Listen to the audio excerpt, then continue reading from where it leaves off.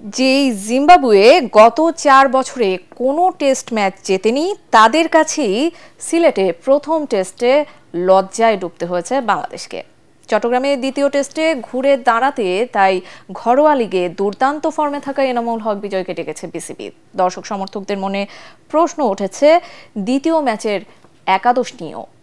Report করছেন S M Ashraf. কথাই বলে নামে নয় কামে পরিচয়, আর সেখানেই যোগ্যতা প্রমাণে ব্যর্থ টাইগাররা। তাই 7 বছর পর জিম্বাবুয়ের বিপক্ষে নাজেহাল বাংলাদেশ, তাও 4 দিনেই আত্মসমর্পণ। গত কয়েক বছর ধরে বাংলাদেশ সবচেয়ে বেশি ভুগছে উদ্বোধনী জুটি নিয়ে। এক তামিম ইকবাল ছাড়া আর কেউই নিজেদের পায়ের তলার মাটি শক্ত করতে পারেননি। সে পথ ধরে সাদমান ইসলাম হাঁটছেন কিনা প্রশ্ন ওঠা শুরু হয়েছে। শেষ 15 ইনিংসে মাত্র 2টি হাফ সেঞ্চুরি এই ব্যাটারের। এবারে কিন্তু কাট করেছেন এবং গ্যাপটা পেয়ে যাবেন বেশ ভালোভাবেই।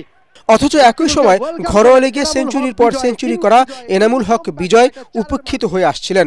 অবশেষে বিসিবির নজর পড়ল, কিন্তু আরও আগেও কেন নয় সে প্রশ্ন তো উঠছেই। দ্বিতীয় টেস্টে বিজয়ের ব্যাটিং অর্ডার কোথায় হবে তা নিয়েও সবার আগ্রহ। কাঙ্ক্ষিত সেঞ্চুরি তার জন্য মুশফিকুর রহিমের পারফরমেন্সও এখন পুনর্মূল্যায়নের অবস্থায়। শেষ 12 ইনিংসে একটি তো অর্ধশতক না পাওয়া 11 সেঞ্চুরির মালিক এলোমেলো শট খেলে নিজেকেই কাঠ গড়ায় দাঁড় করিয়েছেন। স্কোয়াডে থেকে বেঞ্চ গরম করা মাহিদুল ইসলাম অঙ্কনকে দ্বিতীয় টেস্টে সুযোগ দেওয়া যায় কিনা তা নিয়েও চলছে জোর আলোচনা। S M Ashraf, ATN Bangla.